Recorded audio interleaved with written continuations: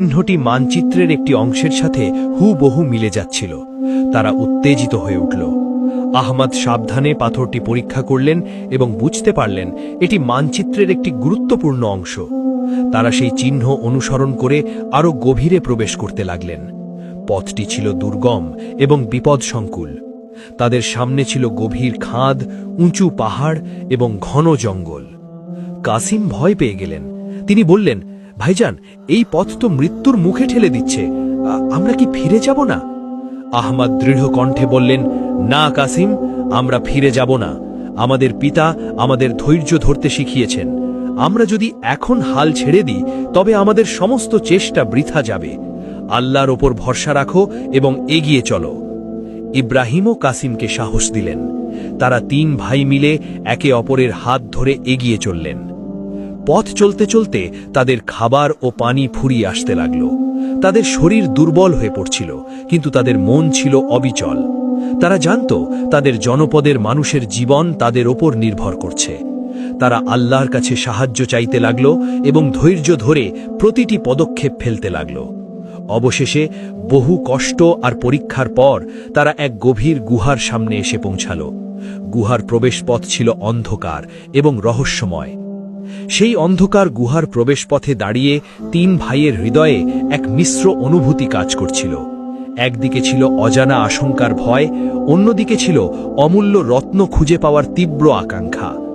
গুহার ভেতর থেকে ভেসে আসছিল এক শীতল ভেজা বাতাস, যা তাদের মেরুদণ্ড দিয়ে এক শিহরণ জাগিয়ে তুলছিল। আহমদ পিতার 3য় ওসিয়ত, জ্ঞান অন্বেষণ, স্মরণ করলেন। তিনি জানতেন এই গুহার রহস্য উন্মোচন করতে হলে শুধু সাহস আর ধৈর্যই যথেষ্ট নয়, প্রয়োজন হবে গভীর জ্ঞান এবং প্রজ্ঞার। তারা গুহার ভেতরে প্রবেশ করলেন। গুহার ভেতরটা ছিল বিশাল এবং অন্ধকার। তাদের হাতে ছিল মশাল, যার ক্ষীণ আলোয় গুহার ভেতরের অদ্ভুত সব শিলালিপি আর চিত্রকর্ম দেখা যাচ্ছিল। কাসিম ভয়ে গুটিয়ে যাচ্ছিলেন। তিনি বললেন, ভাইজান, এই গুহা তো কোনো সাধারণ গুহা নয়, এর ভেতরে কি আছে কে জানে।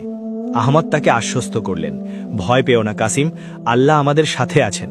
আমরা যদি জ্ঞানকে আমাদের পথপ্রদর্শক করি তবে কোনো বাধাই আমাদের আটকাতে পারবে না। তারা গুহার গভীরে প্রবেশ করতে লাগলেন। পথটি ছিল আঁকাবাঁকা এবং পিচ্ছিল। কিছু দূর যাওয়ার পর তারা একটি বিশাল কক্ষের সামনে এসে পৌঁছালেন। কক্ষের মাঝখানে ছিল একটি প্রাচীন বেদি এবং বেদির চারপাশে ছিল অসংখ্য শিলালিপি। শিলালিপিগুলো ছিল এক অজানা ভাষায় লেখা, যা তাদের কাছে দুর্বোধ্য মনে হচ্ছিল। কাসিম হতাশ হয়ে বললেন, এগুলো তো কোনো কাজের নয়, আমরা কিভাবে এর অর্থ বুঝব? ইব্রাহিমও চিন্তিত ছিলেন, কিন্তু তিনি আহমদের দিকে তাকিয়েছিলেন যেন তার কাছেই সব উত্তর আছে। আহমদ শিলালিপিগুলো মনোযোগ দিয়ে দেখতে লাগলেন। তিনি তার পিতার কাছ থেকে বিভিন্ন প্রাচীন ভাষা এবং জ্ঞান সম্পর্কে কিছু ধারণা পেয়েছিলেন। তিনি জানতেন তার পিতা জ্ঞান অর্জনের ওপর কতটা গুরুত্ব দিতেন। তিনি প্রতিটি চিহ্ন, প্রতিটি রেখা খুঁটিয়ে খুঁটিয়ে দেখতে লাগলেন। দীর্ঘক্ষণ ধরে তিনি শিলালিপিগুলো নিয়ে গবেষণা করলেন। কাসিম এবং ইব্রাহিম অধৈর্য হয়ে অপেক্ষা করছিলেন। তাদের মনে হচ্ছিল যেন তারা এক অন্তহীন গোলকধাঁধায় আটকে পড়েছেন।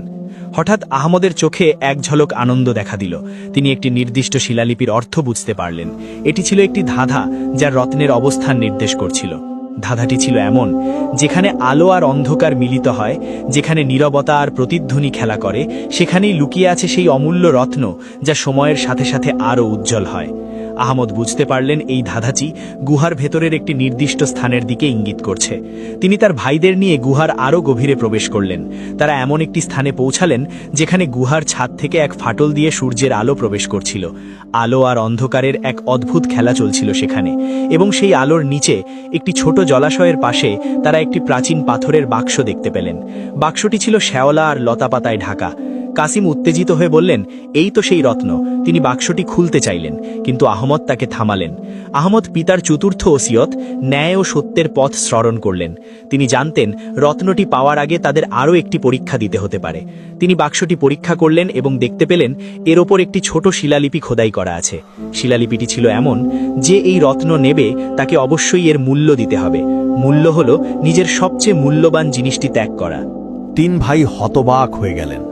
তাদের সবচেয়ে মূল্যবান জিনিস কি? তাদের কাছে তো তেমন কোনো পার্থিব সম্পদ ছিল না। কাসিম বললেন, আমরা তো সবকিছু হারিয়েছি, আমাদের আর কি আছে যা আমরা ত্যাগ করব? ইব্রাহিমও চিন্তিত হয়ে পড়লেন। আহমদ গভীর চিন্তায় মগ্ন হলেন। তিনি বুঝতে পারছিলেন এই মূল্য কোনো পার্থিব জিনিসের মূল্য নয়, বরং আত্মিক মূল্য।